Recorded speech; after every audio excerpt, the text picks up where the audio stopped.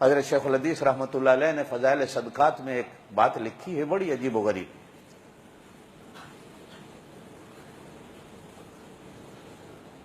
کہ ایک بزرگ قبرستان کے قریب سے گزرے تو دیکھا کہ جیسے ایک ڈاکیا آتا ہے، ایک تھیلا بھرا ڈاک کا لایا قبرستان میں، تو قبروں سے اٹھ کر اس قبرستان میں جتنے تھے وہ ڈاکیے کی طرف بھاگے، اور ڈاکیا ہر کسی کا خط نکال کر ہر مردے کو دیتا ہے، جس کا آتا ہے وہ خوش ہوتا ہے، جس کا نہیں آتا وہ روتا ہے۔ کونے میں ایک آدمی بیٹھا ہے، سارے بھاگے ہیں، وہ نہیں بھاگا۔ تو وہ بزرگ اس سے پوچھتے ہیں کہ یار یہ سارے بھاگے ہیں، تو کیوں نہیں بھاگا؟ وہ کہتا ہے ان کو لینے دو جو کچھ لینا ہے، مجھے کوئی ضرورت نہیں۔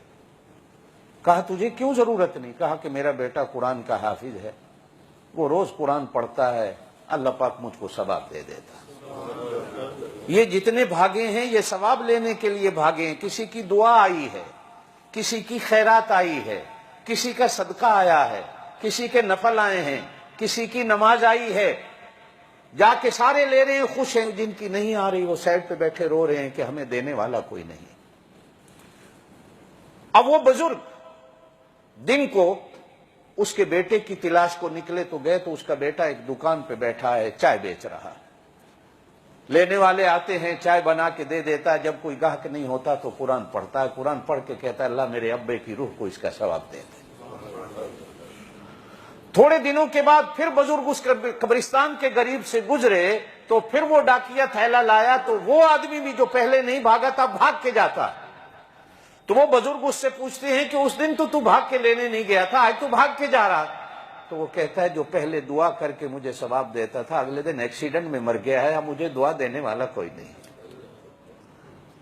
اب میں بھاگتا ہوں کہ شاید کسی نے مجھے دعا دی ہو، میں لے آؤں۔ چوتھے سپارے میں اللہ قرآن میں فرماتے ہیں فرحین بما آتاہم اللہ من فضلہ، جن کا پیچھے سے کوئی خط آیا ہوتا ہے وہ پڑھ کے خوش ہوتے ہیں، ایک دوسرے کو دکھاتے ہیں دیکھو ہمارے گھر سے ہمارے لیے دعا آئی ہے، دیکھو ہمارے لیے کچھ آیا ہے، میں کتنا قسمت والا ہوں کہ مجھے کوئی یاد کرنے والا ہے، مجھے کوئی دعا دینے والا ہے۔ میرے دوستو جو میں بات کر رہا تھا، کوشش کیا کرو اولاد ایسی چھوڑ کے مرو جو تمہیں دعا دینے والی ہے۔